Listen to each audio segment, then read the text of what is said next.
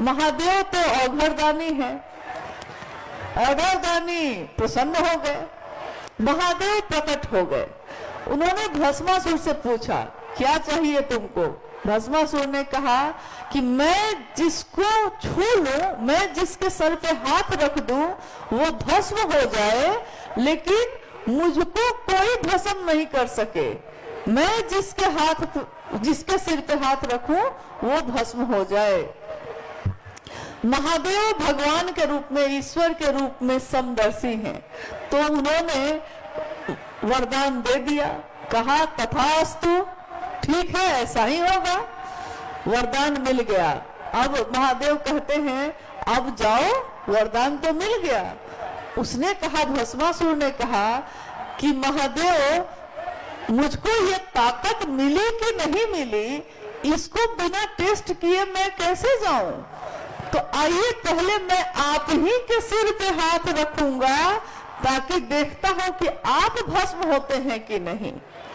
कहानी आगे है कि ऐसा हो गया कि कैसे भगवान विष्णु आ गए, फिर मोहिनी का अवतार हुआ, फिर पता चला वो नृत्य करने लगे और भस्मासुर ने भूल से मोह में पड़ के नाचते नाचते अपने ही सिर पे हाथ ऐसे रखा और अपने सिर पे हाथ जैसे ही रखा वैसे ही भस्म हो गया। तो ये जिज्ञासा जब आई कि साहब की किताब पढ़नी चाहिए कि नहीं, तो मुझको भस्मासुर का नाम ही याद आया कि जिसके कारण कोई शिव का शिष्य हुआ, जिनके कारण आज शिव शिष्यता अविच्छिन्न अपने प्रबल वेग से बह रही है, आगे बढ़ रही है, उन्हीं साहब की लिखी हुई बात को पढ़ने के लिए कोई कहता है कि पढ़ना चाहिए कि नहीं पढ़ना चाहिए, उनके सिवा किसी को नहीं पढ़ना चाहिए, उन्हीं को पढ़ना चाहिए और उन्हीं को सुनना चाहिए, क्योंकि उन्हीं के कारण न शिव के शिष्य हुए हैं हम। दुर्भाग्य है हमारा कि हम वैसी चीजों पे भी जिज्ञासा करते हैं जिसके बारे में सोचा भी नहीं जा सकता है। कोई मंदिर बना ले रहा है, कोई कहता है यही जन्म हुआ है साहब का, कोई कहता है साहब तो मेरे ही घर में बैठे रहते हैं। क्या हो गया है लोगों को? साहब का स्थान है उपवन रांची में। कभी कभी वहां आने वाले गुरु भाई गुरु बहन कहते हैं कि जब हम लोग आ रहे थे तो लोगों ने कहा कि अब उपवन में क्यों जाना है, क्योंकि वहां तो मुखिया नहीं है। तो मैंने कहा कि आप आए हैं ना, आपको ऐसा लगा है कि मुखिया नहीं है? तो उन्होंने कहा कि नहीं, मुझको तो दिखाई दिया है कि साहब उसी तरह बैठे हैं और लग रहा है जैसे उन्हीं से मेरी बात हो रही है। तो मैंने कहा कि जैसे साहब ने कहा ना कि मेरे टेलीविजन में महादेव आते हैं, आपके टेलीविजन में नहीं आते हैं, तो मैं क्या करूं? मेरे टेलीविजन में आते हैं। तो वही बात हो गई कि मेरे साहब तो है, आपके साहब ना रहे तो मैं क्या करूं? मेरे साहब तो है और वो रहेंगे भी, हमेशा रहेंगे। यही सवाल था अगला, आपने उत्तर दे दिया है, लेकिन मैं सवाल पढ़ देता हूँ। शिव चर्चा में तीनों संस्था का क्या उपयोग जब साहब नहीं है? तो अब जब साहब शरीर में नहीं है तो मुख्यालय रांची जाना क्या जरूरी है? देखिए, जिज्ञासा आ ही गई। ये जिज्ञासा नहीं है, इसको जिज्ञासा हम लोग नहीं कर सकते हैं। जी, जिज्ञासा नहीं है, क्योंकि ये तो मतलब बिल्कुल ही विपरीत बात है। फिर भी चूंकि बात आ गई है, 3 संस्था न्यास हैं जो साहब के द्वारा स्थापित हैं। साहब ने कहा महादेव मेरे गुरु हैं, आपके भी हो सकते हैं। तो हम लोगों ने माना कि नहीं? माना है ना। हम लोग जितने लोग यहाँ हैं सबने शिव को अपना गुरु माना है कि नहीं? माना है, हम सबने माना है। हम सबने शिव को गुरु बनाकर 3 सूत्र किए हैं। 3 सूत्र देने वाला कौन है? साहब। 3 सूत्रों को देने वाले साहब, और तीनों सूत्रों को क्या उन्होंने किसी को मना किया? क्या उन्होंने कहा कि नहीं, मुझसे पूछे बिना नहीं कर सकते। उन्होंने तो कहा कि मुझसे पूछने की भी जरूरत नहीं है, मुझसे मिलने की भी जरूरत नहीं है। महादेव तुम्हारे गुरु हैं, महादेव को अपना बनाओ, महादेव से दया मांगो, महादेव की चर्चा करो, महादेव को प्रणाम करो। यही कहा उन्होंने। तीनों सूत्रों में उन्होंने अपना नाम तक नहीं लिखा, लेकिन दुनिया जानती है कि ये तीनों सूत्र देने वाला कौन है। उन्होंने अपना नाम नहीं लिखा, लेकिन हम आप जानते हैं। तो यहां तक तो मामला ठीक है। फिर लोगों ने कहा क्या हम शिव चर्चाओं का आयोजन कर सकते हैं? साहब ने कहा बिल्कुल कर सकते हैं, लेकिन परिपत्र के अनुसार।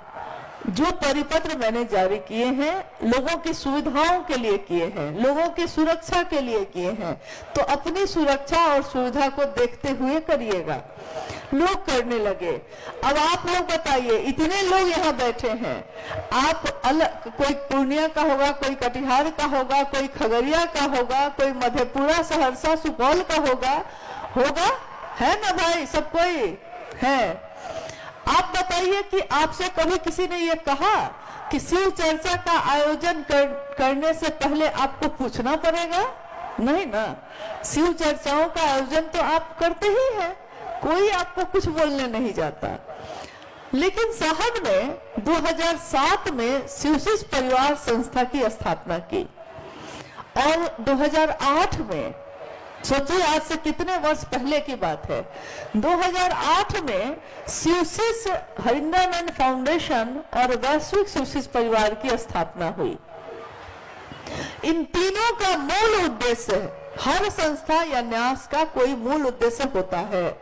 जैसे किसी किसी संस्था का मूल उद्देश्य होता है गरीब लड़कियों की शादी कराना, तो वो लोग गरीब बच्चियों की शादी कराते हैं। किसी संस्था का मूल उद्देश्य होता है गाय का पालन करना, गौ रक्षा, तो वो गाय की रक्षा का काम करते हैं। लेकिन शिव के शिष्य साहब हरिंद्रानंद जी ने जो संस्था और न्यास की स्थापना की, इन तीनों का मूल उद्देश्य क्या है? इन तीनों संस्था और न्यास का मूल उद्देश्य है शिव के गुरु स्वरूप की स्थापना जन जन में करना। तो ये संस्था या न्यास इसीलिए स्थापित किए गए ताकि इनके द्वारा सभी शिव के शिष्य, सभी मतलब सभी शिव के शिष्य इसी का बैनर लगा के दुनिया में कहीं भी जाकर महादेव की बात कर सकते हैं। लेकिन दुर्भाग्य ऐसा है कि कुछ समय से कभी कभी इक्का दुक्का सुनाई देता है कि किसी ने अलग ट्रस्ट बना लिया, किसी ने अलग न्यास बना लिया या एनजीओ बना लिया। तो मुझको हंसी आती है इस बात से कि भाई सबके लिए साहब ने बनाया था, लेकिन आप खुद ही चाहते हैं कि हमको उनके घर में नहीं रहना है, हमको एक अलग मुकाम बनाना है, एक अलग कुनबा बनाना है, तो उसके लिए कोई कुछ नहीं कर सकता। अब आती है बात ये कि ये संस्था न्यास करती क्या है। जो साहब के द्वारा स्थापित है उन तीनों का नाम आपने सुन लिया, शिवशिष्य परिवार, वैश्विक शिवशिष्य परिवार, शिवशिष्य हरिंद्रानंद फाउंडेशन। और इन तीनों के सिवा साहब ने कोई और स्थापना किसी चीज की नहीं की।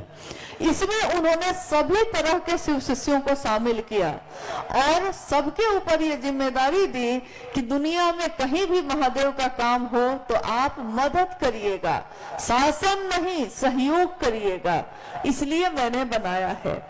ये तीनों संस्था या न्यास शिष्यानुभूति छपवाती है, 3 सूत्र का कार्ड छपते हैं या स्टिकर जिसपे आइए भगवान शिव को अपना गुरु बनाए ये लिखा होता है। 3 सूत्रों का कार्ड अलग अलग भाषाओं में, अलग अलग राज्यों में लाखों लाख कार्ड छापकर भेजे जाते हैं। जो लोग इस संस्था या न्यास के सदस्य बनते हैं उन्हीं के सदस्यता के पैसों से, मेरे आपके जैसे जो सदस्य बनते हैं उन्हीं पैसों से ये छपवाए जाते हैं। कभी भी कोई भी ऐसा काम जो ईश्वर का हो, जो भगवान का हो, उसमें सबका सहयोग लिया जाता है। चाहे वो 1 रुपए दे, चाहे वो 50 रुपए दे, परंतु ये सहयोग इसलिए लिया जाता है ताकि आपका तन, मन और धन तीनों आपके गुरु के काम में लग सके। एक कहानी आती है, एक घटना है। ऋषि धौम्य एक ऋषि हुए। ऋषि धौम्य के बहुत सारे शिष्य थे और उन्हीं शिष्यों में एक नाम था आरोणी। आश्रम की व्यवस्था थी, उस आश्रम में बहुत सारे शिष्य रहते थे। तो एक रात क्या हुई कि बहुत तेज बारिश होने लगी, तेज मूसलाधार बारिश। तो आश्रम की व्यवस्था के लिए, आश्रम में भोजन चल सके इसके लिए आश्रम के कुछ दूरी पे खेत की व्यवस्था थी। खेत में धान गेहूं लगते रहते थे, उन्हीं अनाज से बच्चे जो हैं उनका भोजन चलता था। मूसलाधार बारिश होने लगी तो ऋषि धौम्य ने अपने शिष्यों से कहा कि बच्चों जरा खेतों पे चले जाओ और देखो तो कि मेर न टूट जाए, मेर नहीं टूटनी चाहिए। देखिए गुरु ने आदेश दिया है, क्या आदेश है ये कि खेत की मेर नहीं टूटनी चाहिए। शिष्य चले गए, रात काफी गहरी होती गई, पानी और तेज होता गया। बारी बारी से सभी शिष्य लौट आए आश्रम में, लेकिन आरोनी नहीं लौटा। तो गुरु अब शिष्य की तलाश करते हैं। पहले शिष्य गुरु की तलाश में है, लेकिन जब शिष्य कहीं भटक जाता है, कहीं फंस जाता है, तो गुरु अब शिष्य की तलाश करते हैं। तो ऋषि धौम्य आरोनी की तलाश में खेतों की तरफ गए। आरोनी आरोनी वो पुकार रहे हैं, कहीं से कोई आवाज नहीं आ रही है। अचानक उन्होंने देखा कि अंधेरी रात में हल्की बिजली की चमक जब आ रही है, उस बिजली की चमक में उन्होंने देखा कि आरोनी खेत की मेड़ पर अपने शरीर को लिटाकर वहीं पे लिटा के पड़ा हुआ है। उसके गुरु दौड़कर बढ़े आगे। उन्होंने कहा, आरोनी क्या कर रहे हो तुम, खेत की मेड़ पे क्या कर रहे हो? आरोनी ने कहा, गुरु आपने आदेश दिया था कि खेत की मेड़ टूटनी नहीं चाहिए, तो मैंने पहले मिट्टी लगा के रोकने की कोशिश की, परंतु जब वो किसी विधि से ना टूटती ही रही, रुक ही नहीं सकी, तो मेरे पास अब मेरा ये शरीर है जो मैंने अपने शरीर को ही लिटा दिया, मेरे पास अब और कुछ भी नहीं था।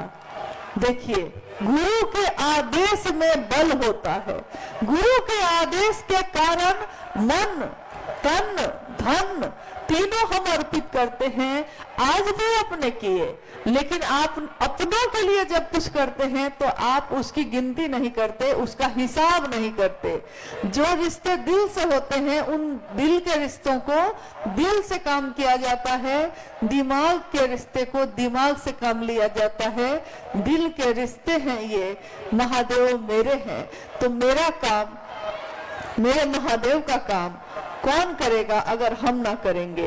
अब रही बात ये कि साहब अब नहीं है तो संसार न्यास में हम अब क्यों करें, तो बात ये है कि जब साहब ने स्थापना की थी 2007 और 8 में, उस समय भी साहब को आप पैसे नहीं दे रहे थे, पैसे सदस्यता के या दान के आपने संस्था को दिए थे, साहब के आदेश के अनुसार किया था। आज भी आप साहब के आदेश के अनुसार ही करेंगे और कर रहे हैं। जो करने वाले होते हैं वो प्रश्न नहीं पूछते, और जो प्रश्न पूछते हैं इसका अर्थ है कि उन्होंने कभी कुछ किया ही नहीं है। जो चढ़ने वाले होते हैं वो पहाड़ पे चढ़ के उस पार उतरते हैं, जो नहीं चढ़ना चाहते उनके लिए सीढ़ियां भी पहाड़ बन जाती हैं, चट्टान बन जाती हैं। रही बात साहब के द्वारा स्थापित की हुई संस्था या न्यास की, तो ये न्यास, ये संस्था हमेशा गुरु भाई गुरु बहनों के अनुसार चलता रहेगा, अपने गुरु का काम करता रहेगा और सारे लोग इसमें मदद करेंगे। मुझको नहीं लगता कि कोई भी यहाँ ऐसा होगा जो ये कहता हो कि मेरे गुरु का काम हो और मैं पीछे हट जाऊं। आगे आकर करने वाले लोगों की कोई कमी नहीं है। जिनको ना करना हो वो ना करें, जिसको करना हो वो करें। करने वाला किसी से पूछता नहीं। एक करके छोड़ दे, एक कोई करके छोड़ दे, क्या पेज इसी को पूरा कर दे। अच्छा तो कोई एक कर दीजिए, कोई एक ले लीजिए। एक अंतिम जिज्ञासा और है, और घबराइए मत, आप बहुत देर से बैठे हैं, थोड़ी देर में ही आप भी चले ही जाइएगा, घर ही जाइएगा। लेकिन मुझको तो अभी आगे की बहुत सारी यात्रा पे जाना है, तो लौट के घर ही जाते हैं हम लोग। लेकिन आपसे अनुरोध है कि इस अंतिम जिज्ञासा को भी आप जरूर ध्यान पूर्वक सुनिए जी। और एक बात कि पीछे पूरा पंडाल भरा हुआ है, आप एक साथ उठ के जाइएगा, पूरा जाम हो जाएगा, आप बैठ जाएं, धीरे धीरे निकले। और एक जिज्ञासा है अंतिम, क्या शिव को गुरु मानकर कंगन पहनना आवश्यक है? अगर कंगन पहनना ही है तो 12 दाना ही क्यों? देखिए, आपने जिज्ञासा सुन ली, क्या शिव को गुरु बनाकर कंगन पहनना जरूरी है, और अगर जरूरी है तो 12 दाने का ही क्यों? पहली बात, पहले प्रश्न का उत्तर यह है कि सहायक क्रिया है, ये शिव का शिष्य बनने में सहायता करती है, शिव को गुरु बनाने में सहायता करता है कंगन पहनना। लेकिन कंगन पहनना अनिवार्य नहीं है। बहुत सारे ऐसे लोग हैं जिनका ऐसा काम है कि वो अपने हाथ से जो काम करते हैं तो कंगन नहीं पहन पाते, तो अगर वो नहीं पहन पाते तो वो शिव शिष्य नहीं होंगे, ऐसा नहीं है। कंगन पहनना अनिवार्य तो नहीं है, परंतु सहायक जरूर है, और अगर वो सहायक है तो हमको उसकी मदद लेनी ही चाहिए। अब रही बात कि 12 दाने का कंगन ही हम क्यों पहने। 1980 के दशक में साहब ने एक दाना का कंगन पहना था, एक रुद्राक्ष के दाने। 1981 के लगभग में उन्होंने अपने मन से ये सोचकर कि महादेव की रुद्रात्मिका शक्ति है, 11 का अंक माना जाता है, तो उन्होंने अपने एक दाने को 11 दाने में कर लिया। अब वो 11 दाने का पहन रहे थे। 1981 की एक घटना है। घटना ये है कि पाटन में, उस समय पाटन पलामू में है, पाटन में साहब रह रहे हैं और एक दिन अपने ड्राइंग रूम में बैठे हैं, अचानक दरवाजे पे दस्तक हुई। दीदी माँ ने दरवाजा खोला तो देखा कि पूरा बिजली गई हुई थी, अंधेरा था, अंदर पेट्रोमैक्स जल रहा था। दीदी माँ ने देखा कि बाहर के अंधेरे में कोई बरामदे में एक साधु खड़े हैं, लेकिन साधु जो खड़े हैं उनके चारों तरफ रोशनी ही रोशनी है, कहीं कोई बल्ब नहीं जल रहा, कहीं कोई रोशनी नहीं है, परंतु साधु जो खड़े हैं उनके चारों तरफ रोशनी ही रोशनी है। पहले उनका ध्यान इस पे नहीं गया। उन्होंने साधु से कहा कि अभी कोई आने का समय है, साहब तो ऑफिस में दिन में बैठेंगे। दीदी को लगा कि कोई अपना काम के लिए आया है। साधु ने कहा मैं मिलने आ गया हूँ। तब तक साहब भी आकर खड़े हैं, तो माँ और साहब खड़े हैं। साधु ने माँ से कहा कि रुद्राक्ष का 12 दाना पहनिए हाथ में। तो माँ ने कहा कि 12 दाना कहाँ से लाएंगे, 11 है, लेकिन और रुद्राक्ष का दाना मिलेगा नहीं, मिलता नहीं है यहाँ। तो उस साधु ने अपने दाहिने हाथ की तर्जनी को बाएं हाथ में अपने फंसाया और जो माला उन्होंने पहनी थी बाह में उसको तोड़ा, एक दाना उनके हाथ पे रख के कहा कि कहो कि 12 दाना कर लेंगे, और मिलने चला आया था, घबराने की बात नहीं है। इतना कहते कहते वो साधु कहाँ गए कुछ पता नहीं। अंधेरा छा गया चारों तरफ। माँ और साहब हाथ में उस रुद्राक्ष के दाने को देखते रह गए। उसी रुद्राक्ष के दाने को लेकर साहब ने अपने हाथ के कंगन में 12 दाने का कंगन पहना, पहली बार 1981 में। फिर 82 में वो मधेपुरा गए। मधेपुरा में जब उन्होंने लोगों से कहा कि महादेव को अपना गुरु बना लीजिए, तो लोगों ने साहब से कहा कि कौन सी नई बात आप कह रहे हैं, ये कोई नई बात तो नहीं है, शास्त्रों में लिखा हुआ है।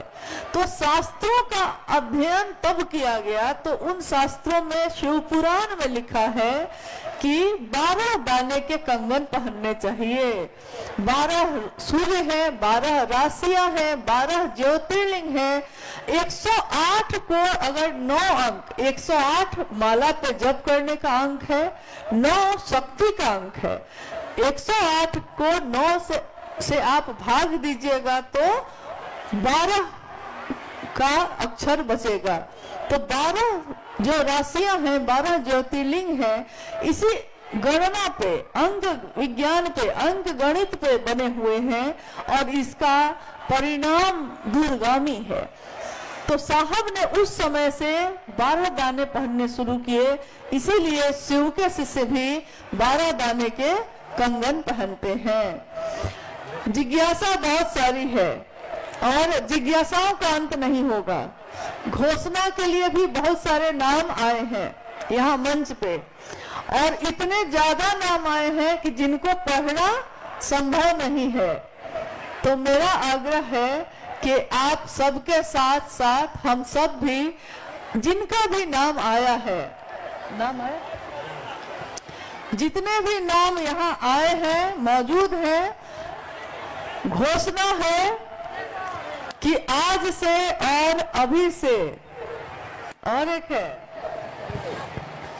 लाइए लाइए, घोषणा का अर्थ तो आप समझते होंगे। घोषणा का अर्थ होता है कि ध्वनि का विज्ञान, आवाज, ध्वनि कभी मरती नहीं है। तो जिन नामों की घोषणा जब की जाती है तो शिव के अंतरिक्ष साम्राज्य में तरंगों के माध्यम से ये वहां हमेशा मौजूद होते हैं।